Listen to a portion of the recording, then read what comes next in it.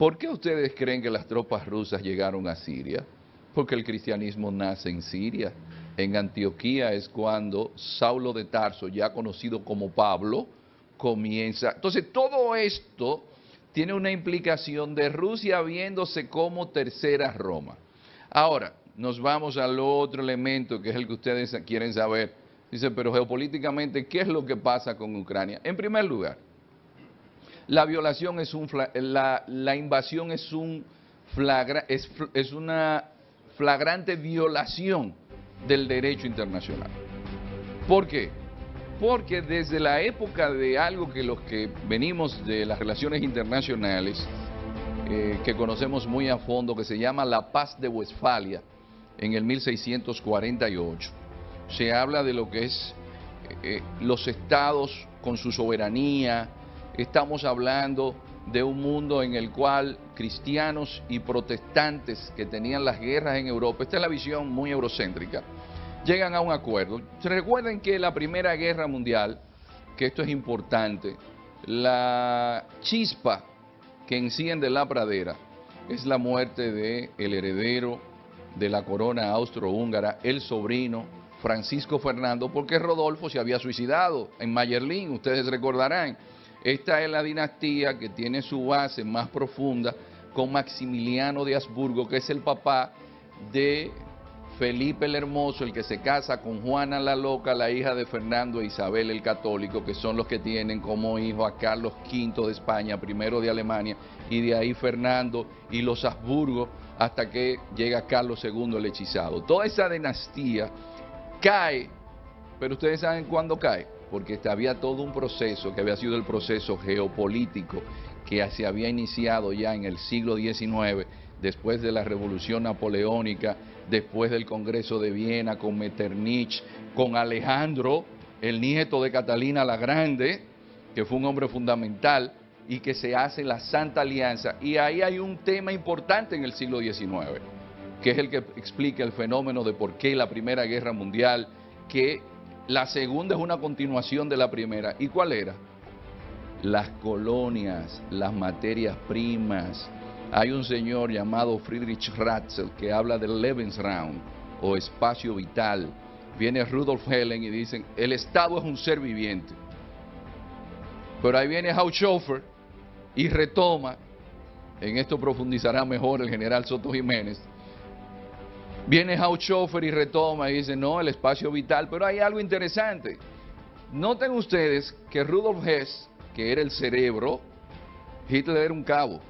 Hess no, Hess era otra cosa.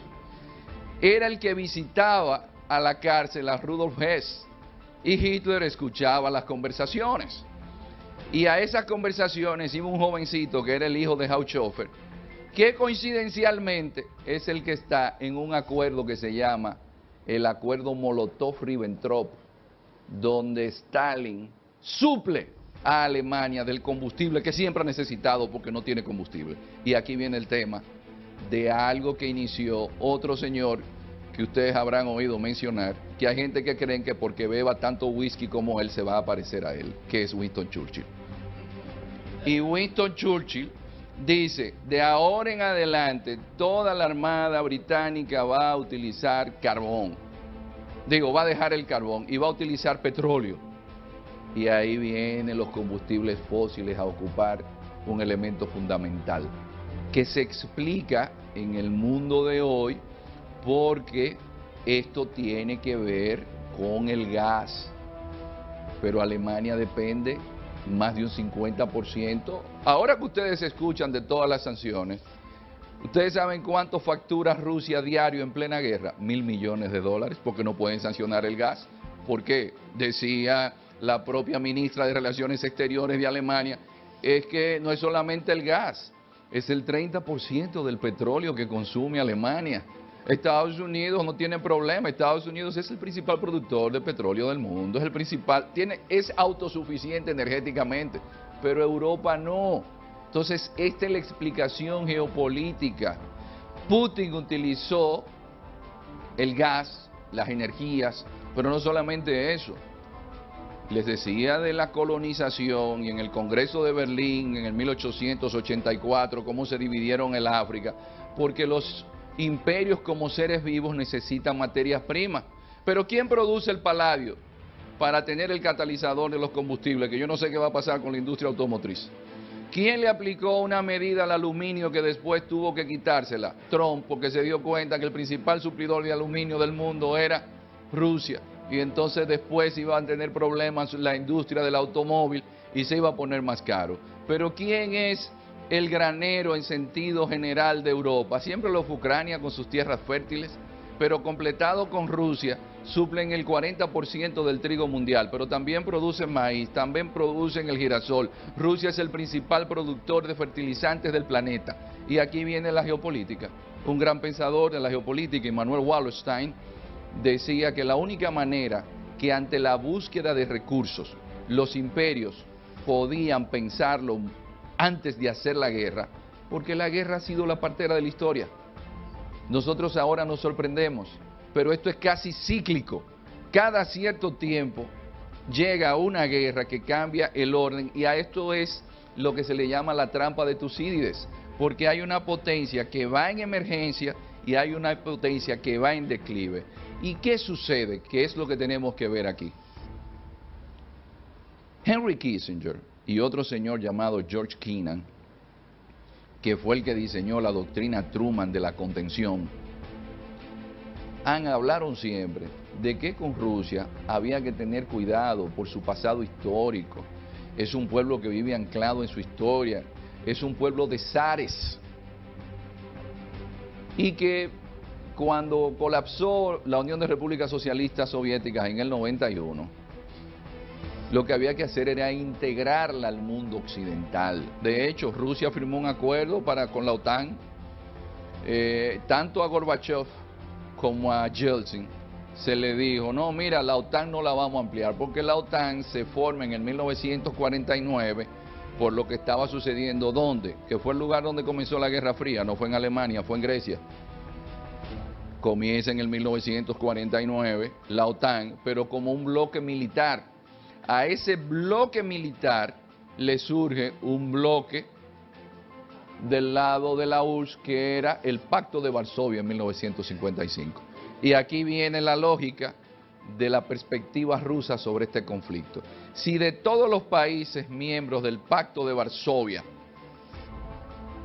que era el pacto que iba a estar de frente a la OTAN, Rusia es el único que no está en la OTAN y toda la OTAN va acercando a Rusia.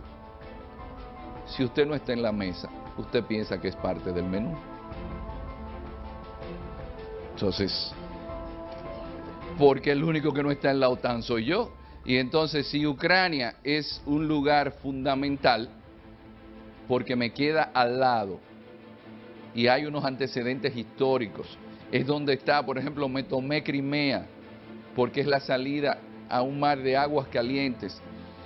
Aquí lo que estamos presentes es, después de un orden donde las grandes potencias se pusieron de acuerdo desde la Segunda Guerra Mundial, en un orden donde de nuevo vuelve la geopolítica. Yo creo que esto no es un tema de Darwin, porque no fue Darwin quien habló realmente del tema de los recursos, eso lo hizo Adam Smith.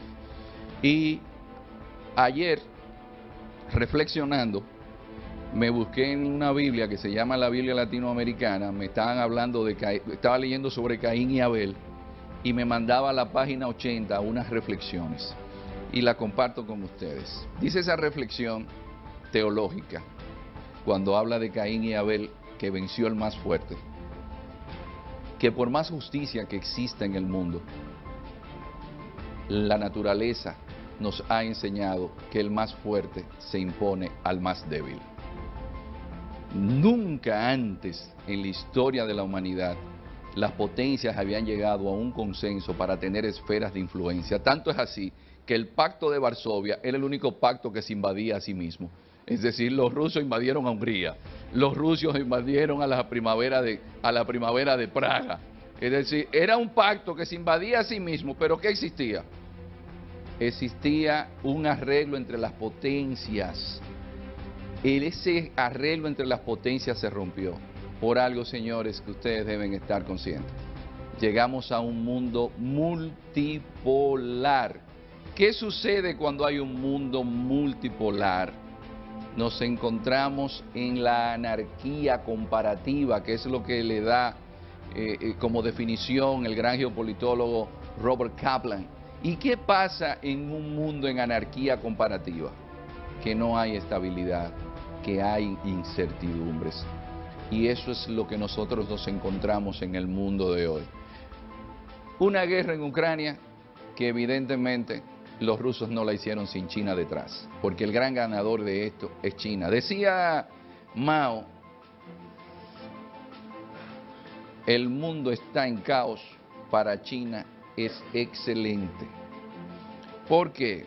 Porque viéndolo desde la perspectiva china, que hicieron un capitalismo de mercado, y el gran ganador de la globalización fue China, cuando hablamos de comunicación y democracia, cuando en China solamente en los medios sale lo que dice el gobierno chino, cuando en China todo el mundo se alinea a lo que diga la élite del Partido Comunista, y Rusia, que es autocrático, que se dé el pronóstico de Kissinger, que se unen, ¿qué va a suceder con las democracias? La historia vuelve y se repite. Lo poco que había de democracia en la década del 20 desapareció con la crisis económica. El gran desafío de esta guerra ominosa para la especie humana es ver si la prosperidad que estaban llamados a dar las democracias y la seguridad se pueden mantener en un mundo donde Goldman Sachs dice que los precios del petróleo a final de año estarán en $145 y en Europa se calcularon a no más de $70. El gobierno dominicano lo calculó a $62.70. Pero JP Morgan dice que terminarían a $185 y otros analistas en 200. ¿Qué democracia podrá mantenerse en un mundo en caos? Gracias.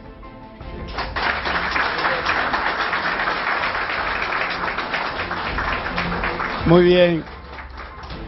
Lo que vamos a hacer ahora es escuchar al otro expositor, para que así concluyamos, y lo que acordamos ha sido que al final estaremos haciendo las preguntas, pero ya hay mucha gente interesada. Escuchemos al general Soto Jiménez. Muy buenos días a todas y todos.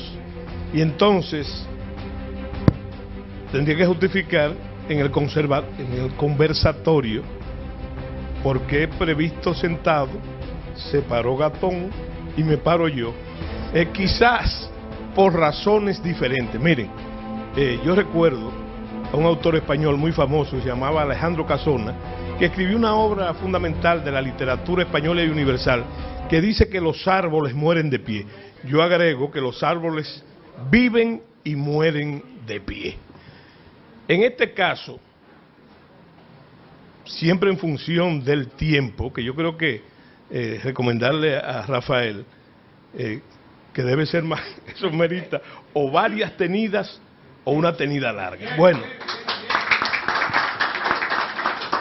yo quiero decir, lo primero que debo decir es que me siento muy satisfecho de estar aquí, y por eso deferí con tanto entusiasmo la invitación de Rafael Núñez, y reside en una cosa sencilla, simplemente en aquello de que yo soy irrenunciablemente santiaguero, ¿verdad? Y entonces debo también decir que me es sumamente satisfactorio estar aquí, no solamente por santiaguero, a pesar de que soy escogidista, fíjense que, sino también porque ¿dónde nos encontramos? Aquí en la Alianza Cibaeña. Y ustedes dirán, bueno, podemos decir mil cosas de la categoría cultural de una de las sociedades más viejas culturales del país. Pero yo debo decir además que hay otro lazo. Mi abuelo materno, Miguel Ángel Jiménez, Cuchico Jiménez, también santiaguero, era de un barrio muy populoso. Y por eso, y yo me guillo de decir que mis raíces están ahí, ¿verdad? Que es el barrio de La Joya. Y en La Joya, entonces mi abuelo, de los intelectuales más nacientes entonces a principios del siglo XX, hacía sus lecturas precisamente aquí, en la Alianza Cibaeña. Fíjense cómo da la vuelta en la historia, donde yo he presentado también varios de mis libros. Entonces debía recalcar eso. Y entonces comenzar el tema explicando qué es lo que yo voy a hacer, para que se me explique. Naturalmente, la causalidad, quizás, o la casualidad, ha puesto a compartir este panel con Gatón. Y entonces, Gatón ha hecho, me economizó muchísimo trabajo a mí. Ojo, no nos pusimos de acuerdo y no hablamos para esto. Sin embargo, y recuerden que a veces es inconveniente coincidir con determinados personajes, pero en el caso de Gatón no. Entonces, él me ahorró trabajo en la geopolítica. Yo quiero hacer algunas puntualizaciones solamente como introducción y quiero motivarlas. Lo primero con la geopolítica. Lo segundo es para poder cumplir mi propósito de enfocar el tema militar, como le ha llamado Rafael Núñez, geomilitar del conflicto. Yo quiero decirle que como todas las profesiones, todas tienen su lenguaje técnico, vamos a llamarle su lenguaje profesional. Yo voy a tratar, y eso no escapa a lo militar, yo voy a escapar entonces de aterrizar algunos términos informativos para ustedes para que me puedan comprender cabalmente, ¿verdad? Cosa que no pasa con la geopolítica porque ya Gatón ha hecho su trabajo y lo hizo muy bien. Eso me recuerda lo que los marxistas llaman la relación social del trabajo, ¿verdad? Y yo creo que ha sido sumamente cabal. Bueno, en ese sentido, de las puntualizaciones que yo quiero hacer y que me permiten hacer mis puntualizaciones, está lo que él trató muy bien y lo sintetizó de manera magistral, que fue la definición de geopolítica. Déjeme decirle que hay muchas definiciones de la geopolítica y algunas de ellas muy complejas, pero él dijo lo esencial. Sin embargo, yo no solamente quiero hacer las puntualizaciones referentes a la definición de geopolítica, que yo he hablado con Gatón anteriormente, que yo tengo la preferida mía, ¿verdad? Que es la de Haushofer, de Karl Haushofer, que él dice que la geopolítica es la conciencia geográfica del Estado. En ese sentido, tiene un sesgo político de entrada, pero a mí me gustaría hacer una relación de las relaciones que tiene la geopolítica con otras ciencias o con otras disciplinas de pensamiento.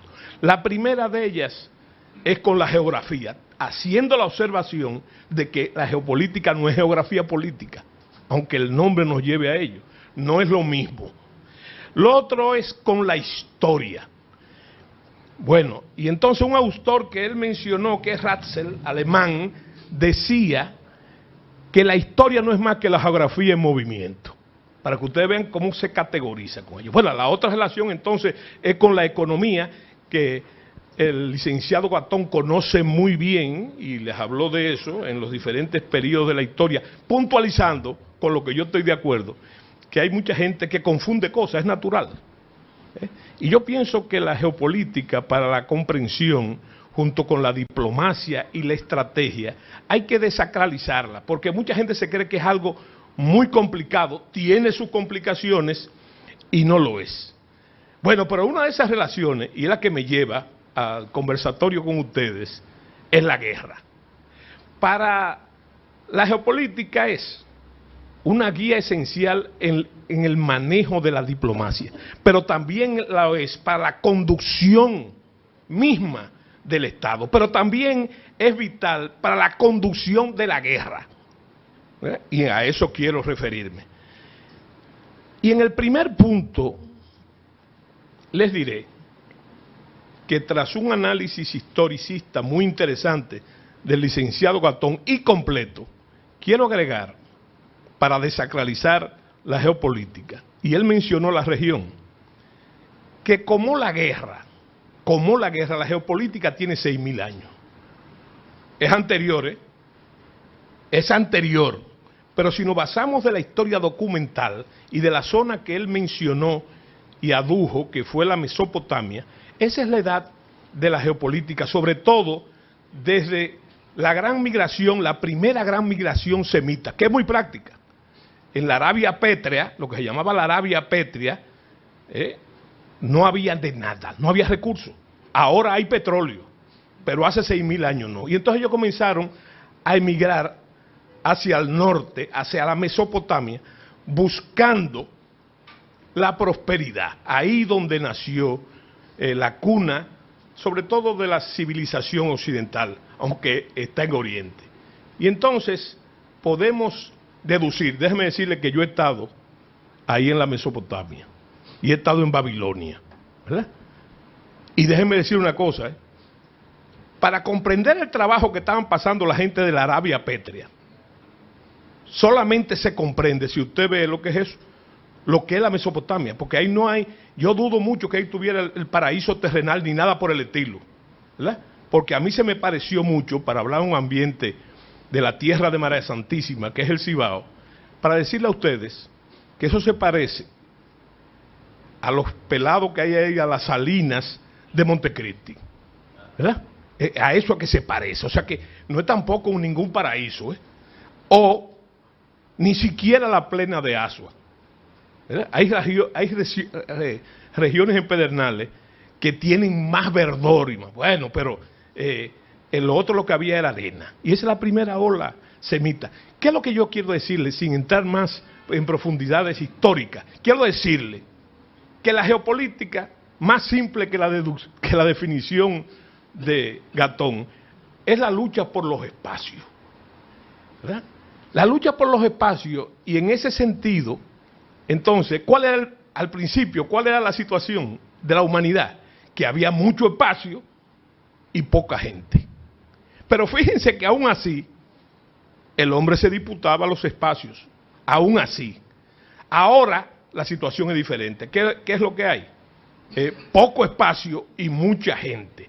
Eso da entrada a lo que algunos tratadistas le llaman a la geopolítica del caos, porque él lo dijo claramente, ya no es un asunto de bipolaridad, sino de multilaridad, vamos a llamarle así. Entonces, ¿qué sucede? Que hay otros espacios también. No solamente es el espacio de tierra y mar, hay otros espacios. Los espacios económicos que también están en debate por el hombre, y también están en debate los llamados espacios del espacio, porque hasta eso está en disputa. Y los espacios de la comunicación, de lo que la mayoría que compone aquí el auditorio, los espacios de la comunicación también están en debate en una época donde la mundialización y la globalización marcan la pauta. Hay un factor que yo quiero mencionar a propósito de esta actividad. Bueno, ¿por qué el dominicano se interesa tanto por ese conflicto? Por el conflicto que está pasando hoy. Entonces yo les digo que no tiene que ver nada con la globalización, ni con el avance de las comunicaciones, sino con un factor cultural, porque hay una semejanza, no solamente en espacio, sino geoestratégica. Yo no sé bajo qué circunstancias o qué dinámica hay zonas, países, lugares que están marcados por el conflicto de hace 6.000 años. ¿Verdad? ¿Por qué? En el caso de Ucrania, ya lo dijo nuestro expositor anterior, ya ustedes vieron la antigüedad del conflicto, que yo creo, Gatón, que es anterior desde las boyardías. Desde las boyardías había problemas. Pero, ¿por qué hay países así? Marcados por un destino geográfico, y qué bueno que Gatón habló de determinismo, aunque me omitió el destinismo. El destinismo y el determinismo geográfico. Bueno, en este caso sería destinismo geográfico. Pero el determinismo juega un papel muy importante en la cuestión. ¿Y dónde está la semejanza con esta isla? En que nosotros somos el centro geográfico del Caribe insular. Y ese arco, esa frontera, llamada por muchos frontera imperial, es una tierra de cruce, como toda la frontera. Igual le pasa a Polonia, que ha sido su desgracia en el destinismo geográfico, igual le pasa a Ucrania, ¿verdad? Con varias complicaciones. Entonces, hechas estas aclaraciones, mi propósito, y ustedes dirán, pero ahora ¿qué va a decir el propósito? Bueno, ese es mi trabajo. Está cifrado en que la diplomacia, las guerras ocurren cuando fracasa la diplomacia. Eso siempre ha sido así siempre, ¿verdad? Pero la estrategia, la geoestrategia, la geopolítica son cosas más complicadas que la guerra. Ustedes dirán, ¿cómo? Sí, son más intelectivamente más complicadas. Porque la guerra es simple en su contenido y en su lógica. Y eso se presta para que ustedes puedan comprender en toda su dimensión el problema de Ucrania y de Rusia. ¿Por qué?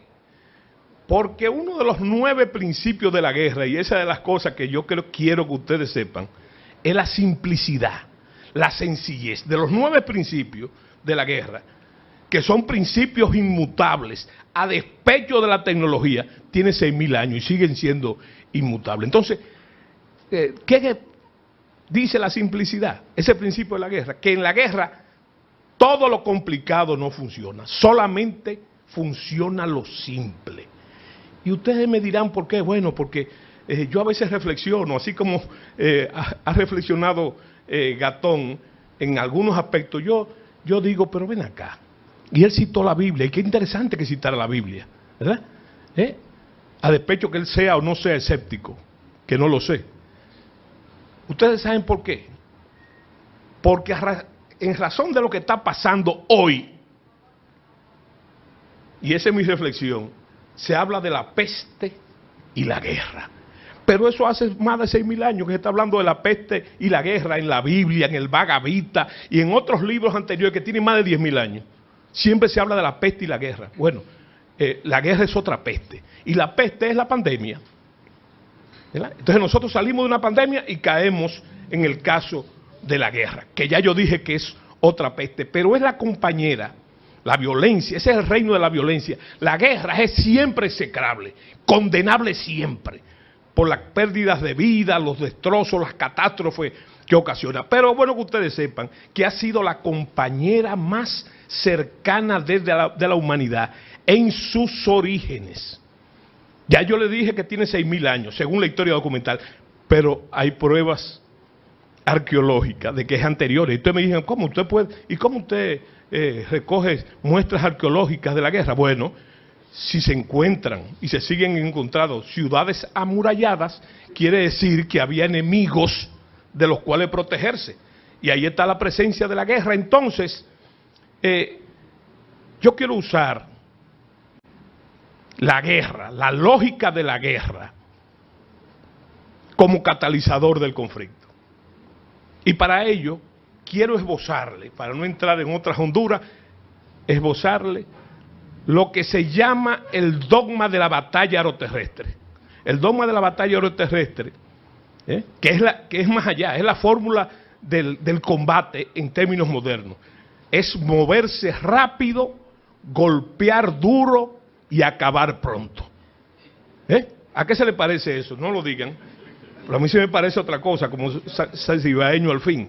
Entonces yo quiero decirle algo, que eso es precisamente lo que Rusia, a pesar de la correlación de fuerza en términos militares, no ha podido hacer. No ha podido hacer. Hay que buscar las razones, yo las sé, yo no sé si tengamos tiempo para ello, pero hay cosas que se denuncian. Por ejemplo, la guerra, el desarrollo de las operaciones, en estos 16 o 17 días de operaciones militares, le dice a usted los objetivos primarios, la intención, como se llama en términos estratégicos, de Rusia. Rusia no quiere ocupar Ucrania, ni quiere destruirlo, ni causar un gran genocidio, que trae el trancado. Lo que quiere Rusia es, aunque a ustedes les parezca cómico, negociar a mano militari con Occidente.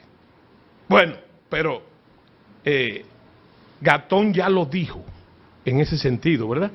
Y eso nos conduce entonces a la intencionalidad. Si usted ve el objetivo principal ya sobre el terreno, el objetivo principal, ¿cuál es el objetivo principal de Rusia? ¿Verdad? Es Kiev. Pero Kiev es la cabeza, el asiento del Estado. ¿Qué es lo que quiere Rusia en esa negociación a mano militar?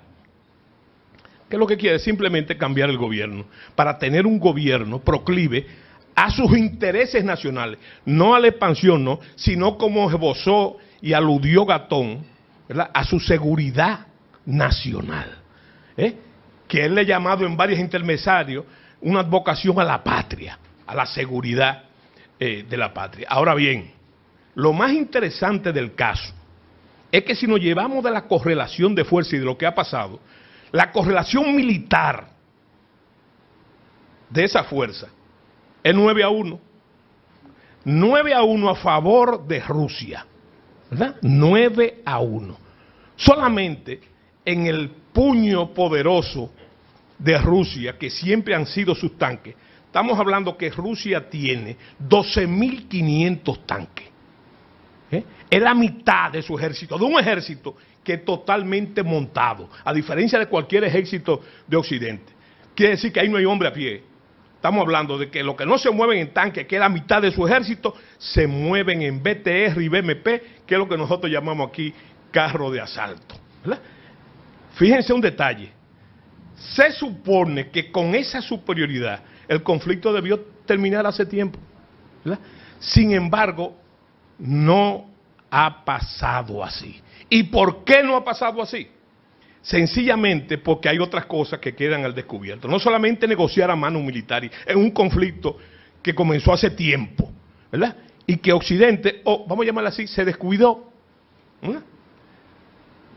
Se descuidó a la luz de sus intereses económicos que mencionó Gatón con la relación de los países de Europa en cuanto a gas y combustible en sentido general, más otros materiales estratégicos que no se dicen, más allá del famoso granero que representa Ucrania, ¿verdad? Entonces, lo más tremendo del caso es que la mano de Occidente está ahí metida también.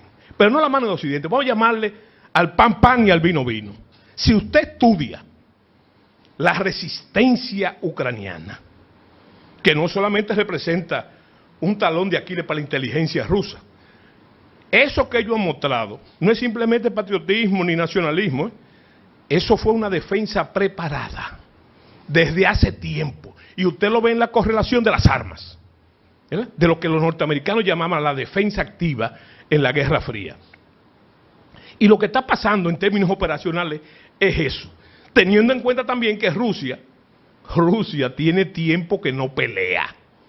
Y eso es un elemento importante en la correlación de fuerza y en la potencia de combate, ¿verdad?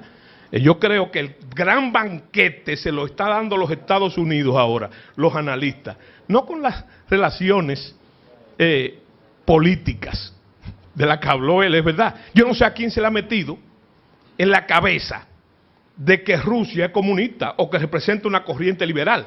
Es todo lo contrario. Rusia no es comunista ni volverá a ser comunista. Ni volverá a ser comunista. Entonces, en ese sentido, hay que situarse bien y ver la guerra, lo que está pasando, y con esto voy a terminar, en el día a día. Esa maquinaria militar soviética, que era más grande en la Guerra Fría, yo digo que es el ejército más grande que ha pisado la faz de la tierra, ¿verdad?, en ese momento. Pero ahora, después del descalabro, todavía la correlación de fuerza es abrumadora. ¿Qué está pasando? ¿Qué está pasando? ¿Por qué hay una columna de 400, creo que de 45 o 60 kilómetros de blindados hacia el objetivo principal, que es Kiev, paralizada? ¿Qué ha pasado ahí? ¿Qué ha pasado ahí? ¿Por qué yo vi niños soldados rusos? ¿Ustedes creen que esa maquinaria militar requiere de niños soldados como en África las fuerzas irregulares? No. Entonces, yo no sé si ustedes saben que hay cosas todavía más turbias que mueven a la inquietud. ¿Por qué Odessa el puerto de Odessa está bloqueado hace tiempo con la flota rusa y no han podido desembarcar. ¿Por qué 600 marineros rusos se negaron a desembarcar ahí?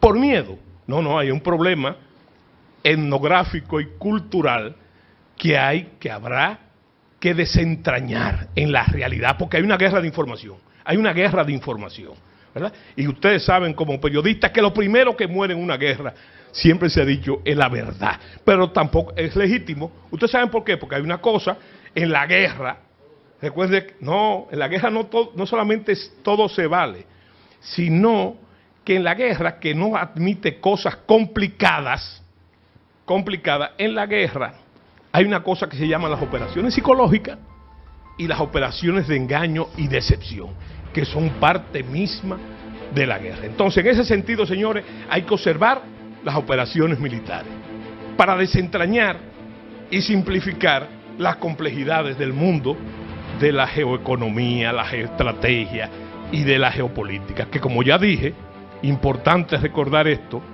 que como ya dije, es un auxiliar en la conducción de la guerra. Muchas gracias, señores. Tremendo banquete, de verdad que dos exposiciones extraordinarias sin lugar a dudas. Y ustedes, sus rostros, me lo dejan claro, la satisfacción, no querían que ninguno de los dos terminaran, así estaban todavía extasiados. Una cosa espectacular, de verdad, muy interesante. De lo que nos toca ahora es las preguntas, pero yo quiero por favor puntualizar, el tiempo que nos queda es muy corto, no me hagan exposiciones, que ya hemos tenido dos, por favor solo preguntas concretas. Tengo a Franklin Silverio, hazme el favor, levántate, te van a llevar un micrófono para que se pueda escuchar. También tengo... Son varias preguntas. Sí, buenos días. Son muchas, vamos a hacerlas breves, rápido. Sí, a Rafael Núñez agradecer por traernos todos los grandes expositores a Santiago. Gracias. Siempre he tenido el deseo de conocer tanto al general como a Gastón, porque lo veo nada más a través de televisión. Gracias por estar aquí. Mi pregunta es la siguiente. Camino a la actividad, escuché en la radio de que algunos bombardeos rusos habían caído cerca de Polonia. Polonia, que es parte de la OTAN, se estaba hablando de la posibilidad de llegar incluso a una tercera guerra mundial, si por alguna razón una de esas bombas caía en Polonia, que es de la OTAN, y que entonces la OTAN tenía que entrar en juego. ¿Qué piensan ustedes que pudiera pasar si por alguna razón alguna bomba rusa cae en Polonia? ¿Cuál sería la situación a ambos? Gracias. Sí, mira, yo pienso que yo conocí esa información, ¿verdad? Pero no fue cerca. Fue que los rusos bombardearon un aeropuerto que está muy cerca de la frontera polaca. Y recuerdo entonces como antecedente de eso, que Polonia había ofrecido unos aviones MiG, que es otro elemento militar importante que establecer. El armamento polaco y la doctrina polaca es la misma que la de los rusos, ¿verdad? Y entonces eso es un factor muy importante. ¿Qué es lo que ha pasado con eso?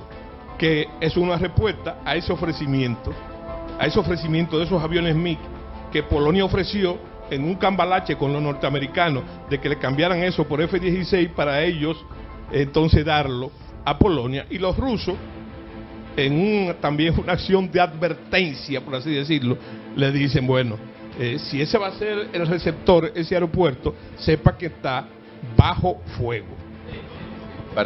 Para completar, y es importante resaltar que según la Deutsche Welle alemana, ese lugar fue un centro de entrenamiento de la OTAN y murieron soldados extranjeros.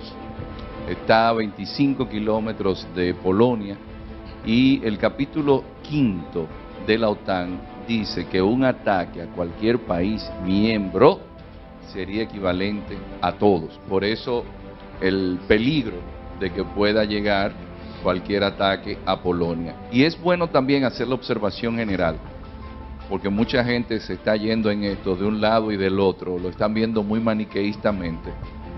Oigan, cuando los rusos eran potencia, para que entendamos lo que es la geopolítica, se expandieron hasta Alemania, se tomaron Bulgaria, es decir, que los imperios cuando tienen el bate, le dan a la pelota. Bien, vamos primero Víctor Castillo, luego Pedro Domínguez y finalmente, porque no tenemos mucho tiempo, si nos da el tiempo vamos a ver lo que pasa. Luego vamos con Luis. Muchas gracias. Víctor Castillo, programa El Chocolate, Nexo TV. Quiero decirles antes que cualquier otra cosa que si me muero mañana me voy muy feliz y muy contento, solo por haber tenido el privilegio de respirar el mismo oxígeno que esas personalidades que nos visitan hoy. Gracias. A través de la historia vemos desde el tiempo de Napoleón, pasando por Franco, Mussolini, Hitler, por supuesto, no necesariamente en ese orden, que esas personalidades que tienen quizás ideologías diferentes, pero obedecen a un patrón psicológico muy similar. Invado territorio en procura de que mi país se expanda lo más que se pueda, basado en el patriotismo. En este momento la pregunta es la siguiente. Discúlpeme, ¿Putin obedece a ese patriotismo o es alguien que obedece a ese perfil psicológico? Y como ñapa, quiero que me hablen un poquito acerca del caramelito envenenado que le están ofreciendo a Venezuela. Muchas gracias. Muy bien. Bueno, si yo entendí su pregunta, yo quiero responderle con una teoría que yo tengo en esta posición. Y la teoría viene derivada no de un tratadista extranjero, sino de un tratadista criollo que se llama Miguel Sanben, al que me permito citar. Y él dice que en la época posmoderna la geopolítica ha tenido pocas innovaciones, ¿verdad? Hay una especie de inamovilidad.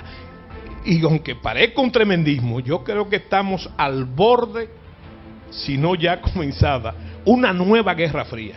Y si usted estudia las razones y las escuelas que mencionó Gatón, que hay que incluir a Mackinder con la teoría del poder terrestre, les digo que nosotros estamos, es un tremendismo, donde comenzó exactamente la Segunda Guerra Mundial. La Primera Guerra Mundial fue preconizada como la guerra que iba a acabar con todas las guerras y solamente preparó las condiciones para otra guerra. ¿Cuál es la diferencia con la nueva Guerra Fría que se está produciendo? Que es fíjense que en la Guerra Fría Rusia y Estados Unidos, la Unión Soviética nunca se enfrentaron militarmente, ¿verdad? La Guerra Fría la libraron sus aliados en diferentes escenarios, aunque se enfrentaron sus equipos y su doctrina, en la guerra de los 6 días, en la guerra del Yom Kippur, etc. Entonces yo lo que les digo a ustedes, ¿verdad?, que yo no creo, ¿verdad?, no soy profeta ni pretendo serlo, ni en la generalización del conflicto, ni tampoco creo en el fantasma de que se salga de la botella el genio nuclear, porque hay mucho que perder, hay mucho que perder. Miren, China, yo no sé si ustedes saben que China no votó en favor de Rusia, se abstuvo, ¿verdad? Como se abstuvo Irán también, ¿verdad? Entonces yo lo que le digo a ustedes es que ahora Putin le pide auxilio militar a China y China no le responde, ni le va a responder, ni se va a meter directamente con eso, por lo que dijo Gatón. Él es el gran ganador y China lo que está es, ¿ustedes saben qué? En la guerra de esto, miren, del dólar. General, a propósito, ¿cómo afecta esta guerra a la República Dominicana? ¿Cómo eso le hace daño a este país? Bueno, antes hay una pregunta. Usted preguntaba que cómo piensa Putin. No, esto es una pregunta importante, el perfil psicológico. Alguien que viene de los servicios de inteligencia, de la KGB, piensa ideológicamente, piensa geopolíticamente. Y Putin siempre ha dicho que el más grande desastre geopolítico del siglo XX fue la implosión de la URSS. ¿Cómo afecta a República Dominicana? Bueno, precio de los combustibles, todos, fertilizantes, materias primas. Vayan a una ferretería y pregunten por el quintal de varilla. Hay un tema importante que mucha gente ha perdido de vista. que esto no es solamente la República Dominicana. La humanidad nunca tuvo un periodo de mayor prosperidad y sacó tanta gente de la pobreza como con la globalización, porque era un proceso económico. Y la economía y la interdependencia económica fue la que llevó a sacar 800 millones de gente de la pobreza de China, cientos de millones de India que ya acaba de desplazar a Francia como el país que más aporta al Producto Interno Bruto del mundo, de los que más aporta. Vietnam, que es un país que le ha ido muy bien con el capitalismo, pero capitalismo de Estado. Pero todos nuestros países también, con ese proceso, hubo más prosperidad. Ahora está en juego esa prosperidad, porque ese proceso que comenzó el COVID, que no se está tomando en cuenta, que había una inflación que venía porque se rompió la logística del comercio mundial, y ya eso estaba impactando en República Dominicana, como está impactando en el mundo. Ahora se suma el precio de los commodities y el orden de eso que se llamaba globalización, porque sacar a Rusia del sistema SWIFT, sacar a Rusia de ese mundo económico, es sacar a una pieza clave de los principales recursos naturales, algo que ustedes quizás desconocen. La gente piensa que la Amazonía es la mayor reserva de madera. No, es la taiga rusa. Entonces, hasta en eso nosotros debemos tomar en cuenta que en un mundo globalizado, interdependiente, nos encontramos en una ruptura, y por eso se le habla a la gente en las clases. Yo siempre le digo... Y déjame decirte que Putin lo ha dicho: mi interés no es salirme del sistema, diciendo que de ninguna manera. Pero fíjense un detalle, uno de los peligros que yo veo, ¿verdad?, que tampoco es nuevo en la humanidad, es que este conflicto, al inaugurarse una nueva Guerra Fría, le dé seguidilla a otros países que tienen dilemas. Por ejemplo, ¿ustedes creen que fue una casualidad que a la India se le zafaran unos misiles que cayeran en Pakistán? No, en medio de este conflicto. Ustedes le están dando seguimiento a lo que está pasando con Taiwán, con la amenaza a Taiwán. Y lo que pasó ayer en Irak, que mataron a unos agentes del Mossad, e Irán dice que fue él que lanzó los misiles al consulado de Estados Unidos en Erbil. Sí. Y la guerra que hay en Yemen, donde Arabia Saudita tiene a Yemen estrangulado con 2 millones de niños desnutridos y el 80% de la población dependiendo del trigo que viene de Ucrania y que no se sabe de ahora de dónde va a llegar. Oye, pero sin hacer, sin hacer una, qué sé yo, una comparación atrabiliaria, para que ustedes comprendan el mundo de la geopolítica y de la geoestrategia. Esa postura de China no solamente es oportunista en cuanto al dinero, sino también fundamentalmente geopolítica.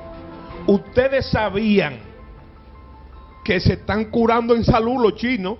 La frontera más grande del mundo es con Rusia y China, y todo el llamado Pacífico, el Pacífico ruso, ¿verdad?, se lo quitó Pedro el Grande, que tú lo mencionaste también, a los chinos. Entonces, y si los chinos tienen éxito y le da con entrarle a ellos, que fue un factor de equilibrio clave en la Guerra Fría, fundamentalmente militar, ¿verdad?, tenían que mantener una serie de divisiones de tanques, ¿verdad?, muchas divisiones en esa frontera. ¿Por qué? Para sacárselas a Europa, que ellos necesitaban en Europa los rusos, pero sin embargo tenían que tenerla ahí para no cuidarse con los chinos. O sea que es un juego mucho más interesante de lo que la gente cree. Para terminar lo de Venezuela, porque preguntó sobre Venezuela, vean algo.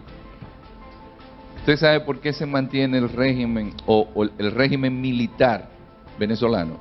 Porque todo el mundo ve a Maduro, pero en Venezuela el poder pasa por los cuarteles, desde los tiempos de Cipriano Castro y Juan Vicente Gómez y Marcos Pérez Jiménez, porque los chinos le dan el dinero que necesita. Pero usted sabe quién está en Venezuela, está Rusia. Y usted sabe que cuando a Venezuela le impusieron las sanciones, quien vendió a Estados Unidos el petróleo de Venezuela fue Rusia. Entonces, usted sabía que Venezuela, hay supermercados que vienen de Irán, porque hay una presencia iraní en Venezuela. Pero ustedes sabían que hay vuelos directos desde Caracas a Estambul, porque los turcos han hecho una alianza también con Venezuela, Esto lo que quiere decir, ese mundo multipolar donde China, Estados Unidos, Turquía, que acaba de decir que no va a dejar de comprarle el gas a Rusia porque el 40% del gas que llega a un país como Turquía, donde la temperatura también llega bajo cero, no pueden dejar de comprarlo. Ese es el mundo multipolar. Y Venezuela entra ahí en ese juego. No es un regalo envenenado. Por eso dijo Maduro, tuvimos un encuentro respetuoso. Debimos ponerle, general, primera parte a este conversatorio. Primera parte, porque la segunda va a haber que hacerla. Sí, pero mira, ahí entre ustedes hubo una pregunta como otras que se quedó en el aire. Para que ustedes vean que el mundo globalizado no es más que una aldea global. Quiero decirle, ponerle este antecedente, para que ustedes vean que no solamente son consecuencias económicas, sino militares, también consecuencias militares, dentro del nivel estratégico de la guerra, que me faltó decirle eso. La guerra tiene 3 niveles: el estratégico, el operacional y el táctico. Y lo estratégicamente deseable, que es lo que le ha pasado a Putin, debe ser tácticamente posible. Entonces, ustedes saben dónde se resolvió el problema de la crisis de los misiles de Cuba, cuando John F. Kennedy no se reprodujo aquí, no se solucionó aquí. ¿Usted sabe dónde se solucionó? En Turquía. Tú me sacas esto de aquí, yo te saco esto de allí. Para que ustedes vean, por eso mencioné la equivalencia de nosotros en términos geopolíticos, no solamente con Rusia, con Ucrania, siendo una tierra de cruce, una frontera estratégica. Me queda una sola pregunta, y hace rato que Pedro tiene el micrófono, de manera que dictatorialmente o dictatorialmente. Gracias. Se me queda Luis Fernando, que a mí me hubiera encantado verlo ahí, pero también Johnny Martínez. Vamos Pedro, vamos a ver hasta dónde llegamos. Montándome en la pregunta del licenciado Ramón Paulino sobre cómo afecta a la República Dominicana, me gustaría saber cómo afecta este conflicto la aviación internacional y por ende la República Dominicana, la aviación civil, me refiero. Gracias. Mire, cuando usted va a China, usted ya no se va por Alaska. El viaje se hace cruzando allá arriba al Ártico. Y de ahí en adelante usted coge territorio ruso, porque Rusia gana miles de millones de dólares por permitir su espacio territorial. Aquí no va a afectar tanto. Pero al Asia, usted toma desde Vladivostok hasta la frontera de Rusia con Polonia. ¿Usted sabe cuántos usos horarios tiene Rusia? 11. Usted no se imagina lo que eso va a impactar en la aviación mundial, sobre todo a los países europeos. Hubo un momento en el cual, para darle una idea, un país geoestratégicamente bien ubicado que se llama Irán, Angela Merkel, no sé qué fue lo que hizo, y al avión de ella no le permitieron pasar por el espacio territorial. Cuando Ortega no apoyó el golpe de Estado a Zelaya, Honduras no le permitió el espacio territorial para un viaje a México y tuvo que llegar a La Habana primero. Entonces, en el caso nuestro, estamos en una zona donde no va a tener ese gran impacto. Ahora, sí va a tener un efecto en el turismo, porque habían vuelos directos desde Moscú a Punta Cana. Sí va a haber efecto directo en el turismo, porque los ucranianos estaban viniendo aquí. Ya lo hay.